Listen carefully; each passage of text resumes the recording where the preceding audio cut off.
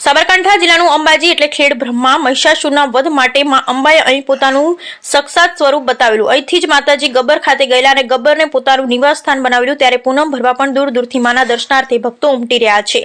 જગત જનની પાળે માથું નમાવીને ધન્યતા અનુભવવા માટે હૈયેથી હૈયું દળાય એટલી સંખ્યામાં ભક્તોનો અવિરત પ્રવાહ હાલમાં માતાજીના ધામમાં જઈ રહ્યો હતો। મંદિરમાં ભક્તોનો મેળાવડો જોવા મળતો હતો, પરંતુ એક લોકવાયકા પ્રમાણે આ જગ્યા એ જ માતાજીએ વધ કરેલ મહિષાસુરના ત્રાસથી લોકોને બચાવવા માટે અહીં જ માતાજીનું પોતાનું પ્રગટ સ્વરૂપ માત્ર ગુજરાત નહીં પણ રાજસ્થાન અને મહારાષ્ટ્રના લોકો પણ અહીં મોટી સંખ્યામાં પૂનમ ભરવા આવે છે। અને જે ભક્ત આવે છે મંદિરના સવારના 8 વાગ્યાથી સાંજે 6 વાગ્યા સુધી ભક્તોના દર્શન માટે ખુલ્લું રહે છે। 500 કિલોમીટરથી પણ વધુ અનત્ર કાપી અને આવતા શ્રદ્ધાળુઓના થાક મન દર્શન માત્રથી ઉતરી જાય છે, તો આસ્થા ભક્તિ પણ અહીં જોવા મળે છે।